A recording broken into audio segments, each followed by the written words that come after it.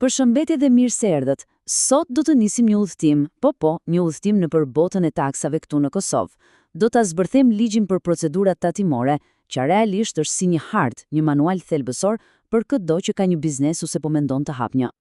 Pra, pyetja që shtrohet është pikërisht kjo, dhe nëse përgjigjja është po, atëherë urime jeni në vendin e duhur, sepse hapat që do të shohim bashkë janë, le të themi, themelet absolute për një biznes që jo vetëm është i suksesshëm, por edhe funksionon sipas rregullave.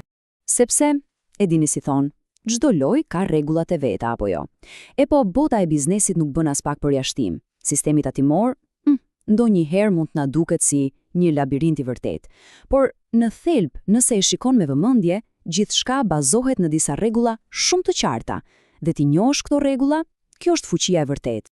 Në rregull, atëherë, t'ja nisim nga fillimi, nga bazat, para se të kalojmë te hapat specifike, është thelbësore të kuptojmë kush janë lojtarët kryesor në këtë fushë, kush i vë rregullat dhe kush duhet i ndjek ato.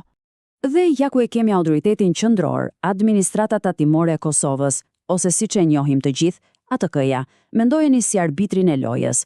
Ata janë institucioni që sigurohet që ky ligj, të cilin po e zbërthejmë sot, të zbatohet dhe që të gjithë të luajnë sipas rregullave. Dhe në anën tjetër, jemi ne, ndërmarrësit, bizneset.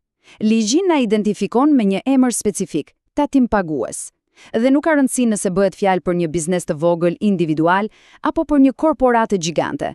Në momentin që zhvillojmë një aktivitet ekonomik, ne bëhemi tatim pagues. Mirë, i kemi lojtarët, po si fillon loja zyrtarisht? Si nis ky udhëtim?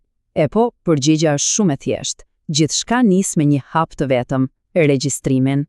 Dhe lajmi i mirë është se procesi është bërë goxha i drejtë për drejtë. Sipas nenit 4 të ligjit, për shumicën dorëmuese të bizneseve, nuk ka nevojë për ndonjë aplikim të ndërlikuar të ATK-ja.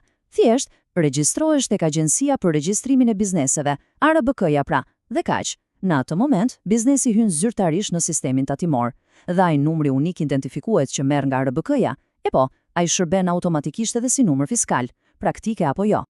Okej, biznesi u regjistrua, fantastike, por tani fillon puna e vërtet, përgjegjësia e përditshme, dhe kjo është absolutisht thelbësore, mbajtja e dokumentacionit të saktë. Mund të tingëllojë si punë administrative e mërzitshme, por besoni, kjo është shtylla kurrizore e gjithë sistemit. Dhe neni 6 është kristal i qartë për këtë. Këto që shohim nuk janë thjesht sugjerime apo praktikat mira, jo, janë kërkesa ligjore. Çdo transakcion i vetëm, çdo faturë, çdo lëvizje malli, çdo shpenzim duhet të dokumentohet. Pse? Sepse pikërisht këto dokumente janë provat, janë dëshmia që mbështet çdo gjë që do të deklarohet më vonë.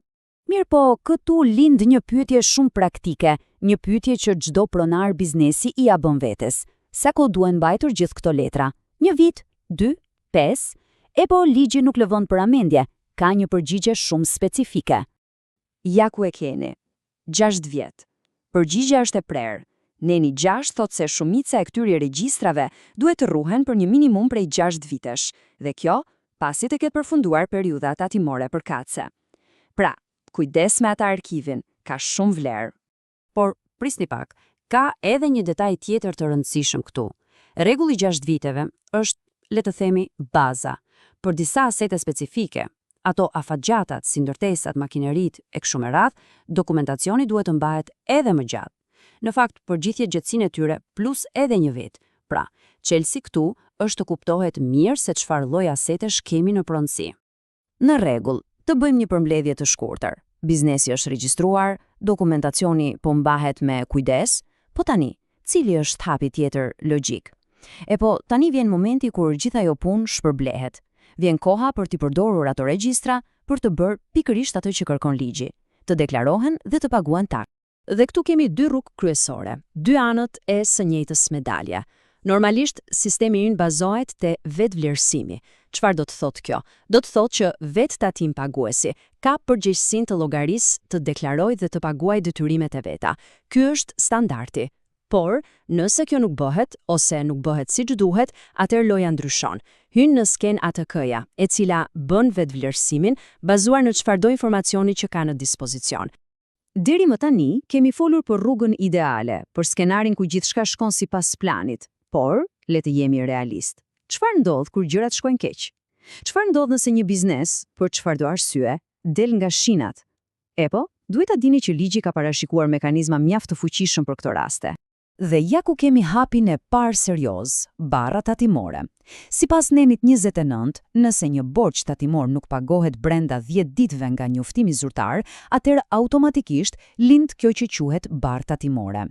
Dhe kjo nuk është thjesht një letër paralajmëruese. Jo, kjo është një kërkesë ligjore zyrtare mbi të gjithë pronën e tatimpaguesit, përfshirë këtu edhe pasurinë që mund të fitohet në të ardhmen. Është shumë serioze. Dhe nga aty, gjërat vetëm përshkallëzohen. Fillon me një borxh të papaguar që kthehet në një barrë tatimore.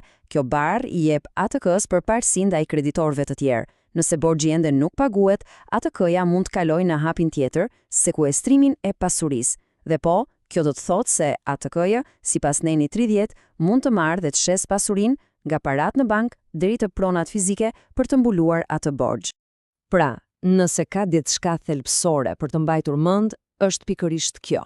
Ligji është shumë i qartë. Një taksë e papaguar nuk shihet si një vonesë apo një gabim i vogël administrativ. Jo, ligji e përkufizon atë si një borxh të mirëfillt ndaj shtetit. Dhe si çdo borxh tjetër, shteti ka të gjitha mjetet ligjore për ta mbledhur ato. Në fund të ditës, qëllimi i gjithë këtij shpjegimi nuk është të friksojë askënd, përkundrazi. Qëllimi është përgatitja.